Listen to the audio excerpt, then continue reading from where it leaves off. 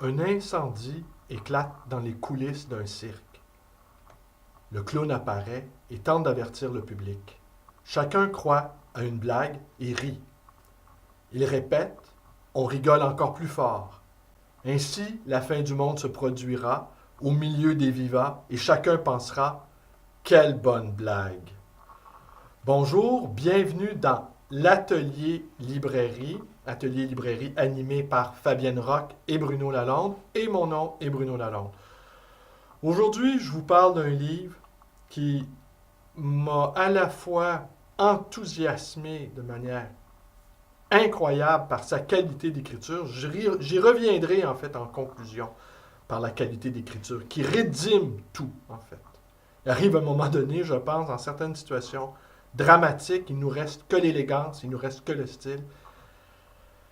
Et c'est ce qui m'a permis de passer à travers cet ouvrage-là. Celui de Christian Saint-Germain, Naître colonisé en Amérique. Alors, j'ai pris quelques notes parce que c'est un ouvrage extrêmement dense, extrêmement touffu, dont le propos concerne la situation de coloniser, situation que nous occultons de toutes les manières possibles. Et j'ai pris donc des notes. Et pour intituler cette vidéo-là, j'avais en tête 2 titres, dont un que j'emprunte, et c'est celui-là que je retiens, à Albert Londres, Dante n'avait rien vu. J'avais une deuxième option, on regarde les clowns tomber. Parce que le premier élan, la première caractéristique, apparente du moins, de l'ouvrage de Christian Saint-Germain, c'est son humour. On s'amuse ferme, mais on s'amuse ferme presque aux dépens de soi-même.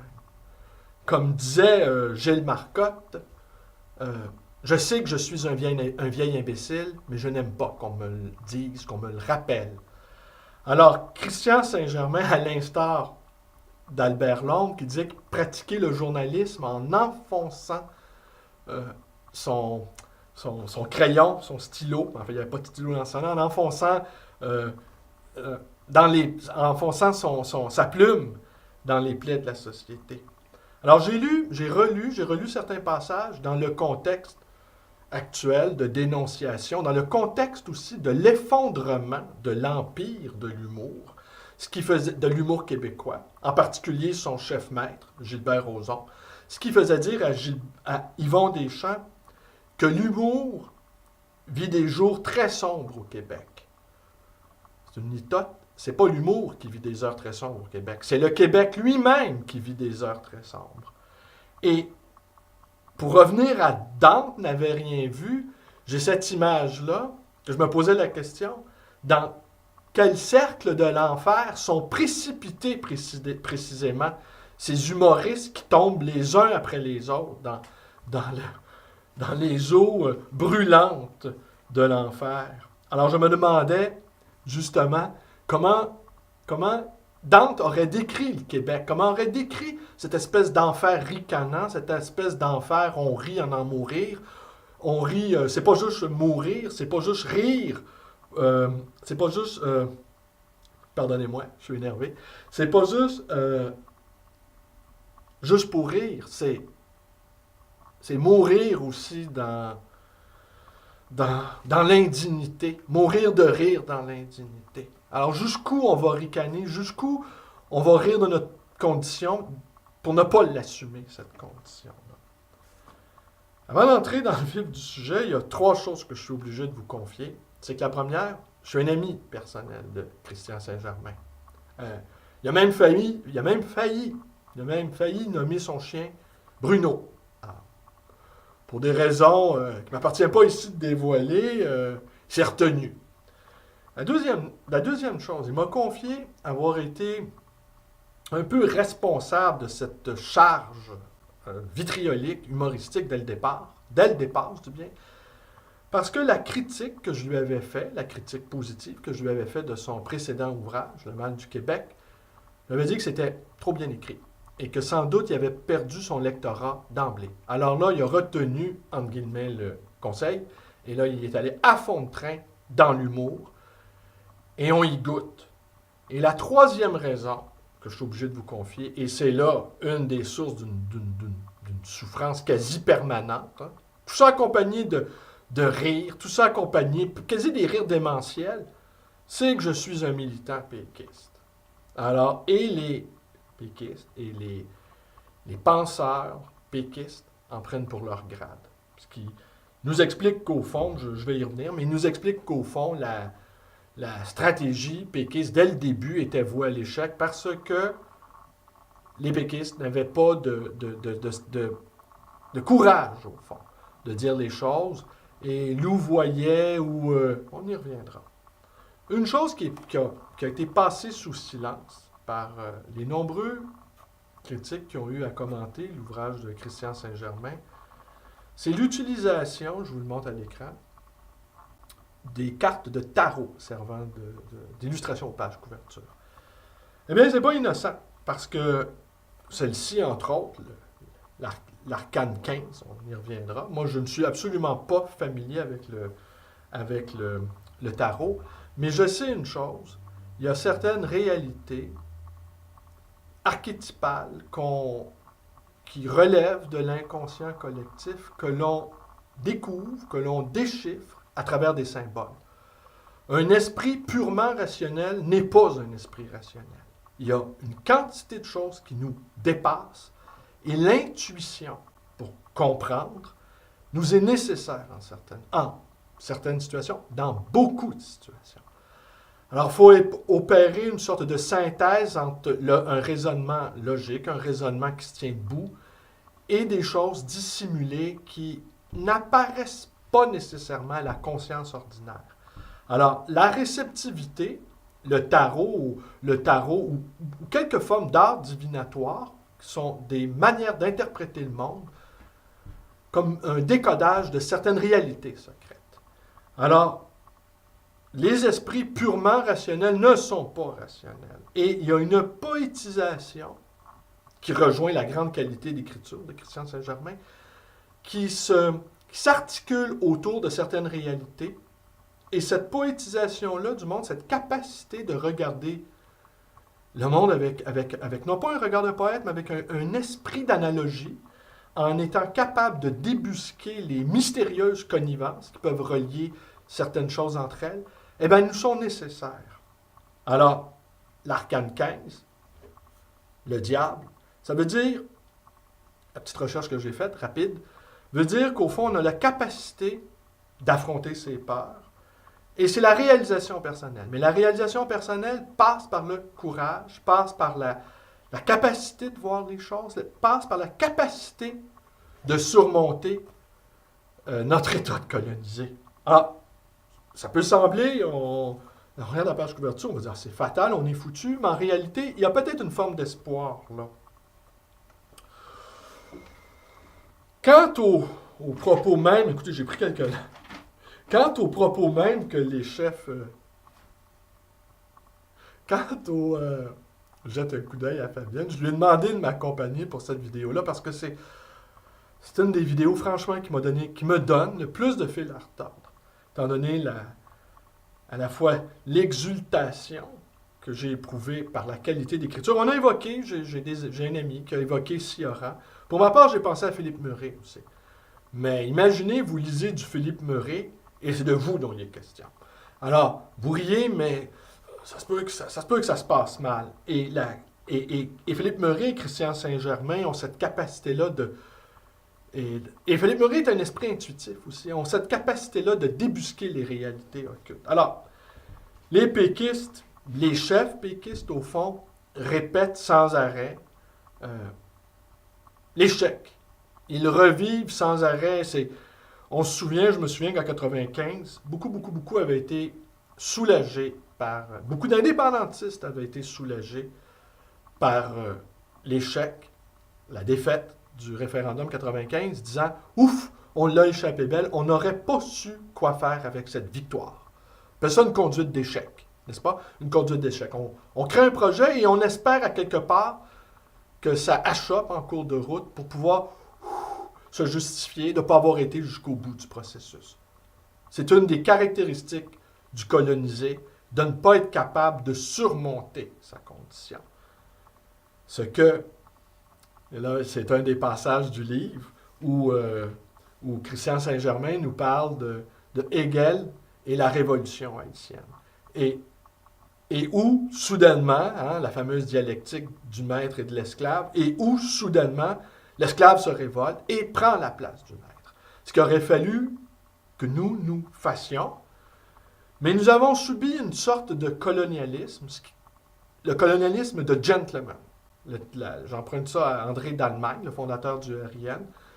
Et ce colonialisme-là de gentleman qui est amical, qui est fraternel, qui est pour notre bien, c'est encore plus difficile de s'en dépaître quand la répression elle est évidente, quand la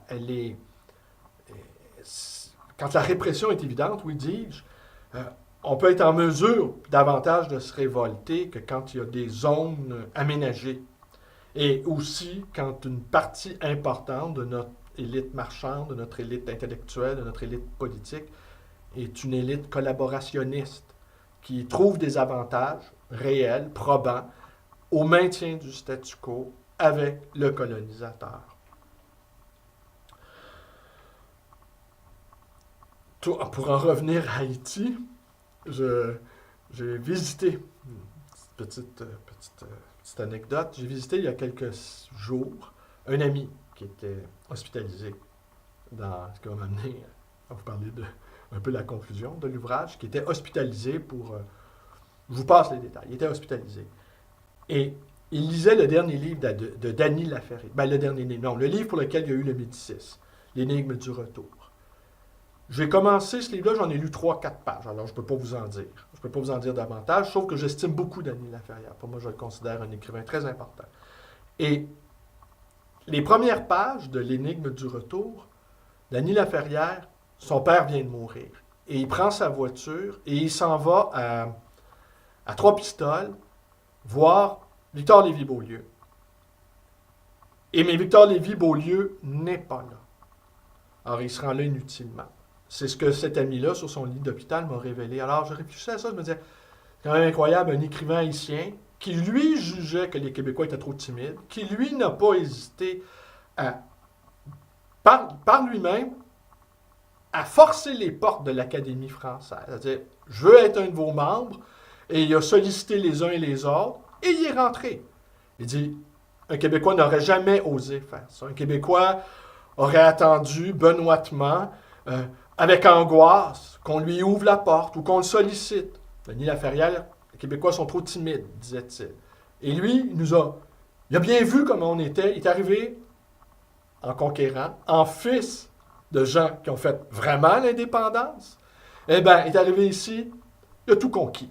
Sans arrière-pensée, sans réfléchir, ou pas, ou en tout cas en réfléchissant à quel point c'était facile de conquérir ici ce territoire. Il n'a pas hésité, Dany Laferrière. Mais en même temps, je me disais, c'est curieux. Il prend sa voiture, il s'en va à Trois-Pistoles, et Beaulieu, il n'est pas là.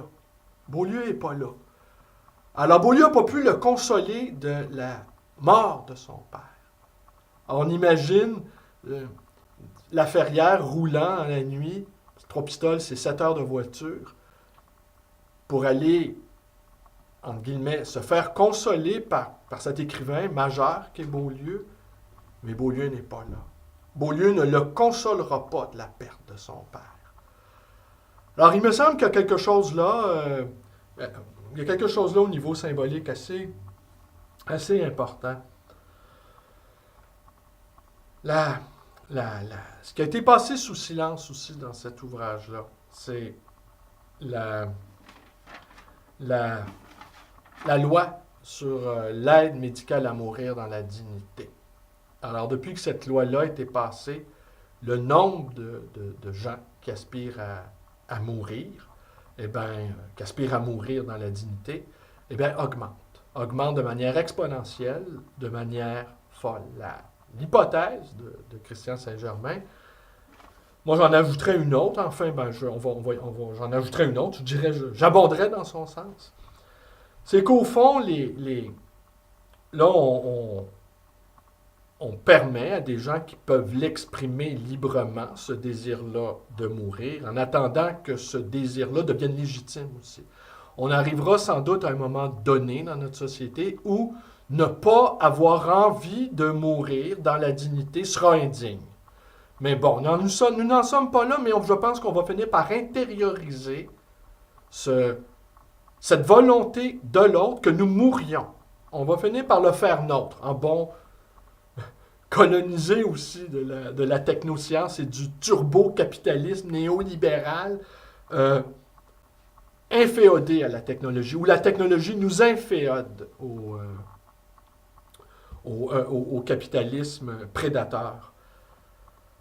C'est que il y a une cohorte puisque nous sommes la population avec les Allemands qui est la plus vieillissante en Occident, et que ça grève, évidemment, on sait que ça grève des budgets énormes, eh bien, la cible, ce sont les gens atteints d'Alzheimer ou de Parkinson, et où la science n'a pas de, où la recherche est impuissante. Et le médecin, le médecin tout-puissant au Québec, qui vit, on est un État qui produisons des millionnaires. C'est quand même, on produit plus de joueurs de hockey là, qui gagnent des coupes Stanley, mais on produit des médecins qui sont millionnaires. On en produit à la chaîne. C'est un objet de scandale aussi quand on raconte ça à des Européens. Le traitement dont jouissent les médecins au Québec sont effarés. Ils disent, on devrait s'exiler au Québec devenir médecin. Mais la corporation, l'Ordre des médecins du Québec est assez frileuse et assez protectionniste que n'entre pas qui veut dans son sérail. Et que, au fond, le véritable enjeu, c'est de se débarrasser des Parkinsoniens et des gens atteints d'Alzheimer, qui, eux, n'auront pas la capacité d'offrir leur libre consentement. Alors, on va se substituer à eux, on va décider. Dans la même semaine, la semaine où les clowns tombent les uns après les autres, où l'empire de l'humour s'effondre dans les eaux infernales telles que décrites par Dante, il y avait une information qui nous parvenait, c'est que les pédiatres canadiens révélaient qu'ils sont de plus en plus sollicités à propos de l'aide médicale à mourir pour les enfants. Alors, est-ce que les enfants on va les supprimer eux aussi, pour les mineurs, des enfants qui vivent des maladies effroyables, hein, eh bien, qu'on va aussi les supprimer. Comme ils ne pourront pas, eux, parce qu'ils sont mineurs, décider, eh bien, eux autres aussi, on va finir peut-être par les passer dans le collimateur. Eh bien, oui, vous voyez, c'est un ouvrage on n'attend pas à rire, et pourtant, on rit tout le long. Hein? On rit tout le long comme des démons, je dirais, comme des personnages de Dante. J'ai ri tout le long en disant ça. Et la conclusion de ma lecture, je dirais, et c'est peut-être là une forme d'espoir absolument ténue, absolument la forme désespérée. Hein? L'humour, c'est la forme, c'est la défense des désespérés. Eh bien, c'est la qualité d'écriture. Il me plaît d'imaginer qu'un être colonisé en Amérique, quand même, fait que des jeunes femmes, des jeunes hommes, et des auteurs accomplis comme Christian Saint-Germain, qui est sans doute l'un de nos auteurs les plus importants actuellement, eh bien, travaillent la langue, écrivent, lisent, essaient encore de préserver cette flamme de la langue française en Amérique, et qui dans un élan ou dans une résistance désespérée, réussissent malgré tout, malgré la déréliction ambiante et ricanante, réussissent à fabriquer de sacrés beaux ouvrages, redoutables, terrifiants, mais magnifiquement écrits. Et que cette forme-là d'humour désespéré, eh bien, malgré les médecins, malgré Gilbert Rozon, malgré la lâcheté ambiante, nous maintienne en vie, en attendant peut-être un ultime sursaut, un ultime, c'est sa théorie à Christian, c'est que le jour où le Parti québécois n'existera plus, il n'y aura plus de vecteur, que le mécontentement, que la stratégie des péquistes ayant échoué, et puis sa théorie aussi, c'est que Lisée aurait été choisi comme étant le dernier bouc émissaire, celui qui, tout le long, aurait été témoin des errances de ce parti-là et que inconsciemment, les militants du parti l'auraient choisi pour la mise à mort finale. Alors vous vous doutez bien qu'en tant que militant, c'est une hypothèse qui est loin de m'enchanter. Mais néanmoins, on va continuer de lire, on va continuer d'écrire, on va continuer de réfléchir. Et puis, je vous remercie d'être avec moi. Cette vidéo est tournée dans une petite partie du futur atelier librairie que mon épouse et moi allons ouvrir dans quelques jours, au 2319 rue Bélanger, juste en face de l'éditeur de Christian, décidément, hein, les mystérieuses coïncidences. Nous, c'est le 23-19 et les éditions Libère, c'est le 23-18 Bélanger. Je ne sais pas ce que ça signifie au niveau des arcades, mais sans doute ça signifie quelque chose. Je vous remercie d'être avec moi, portez-vous bien et bonne journée à tous.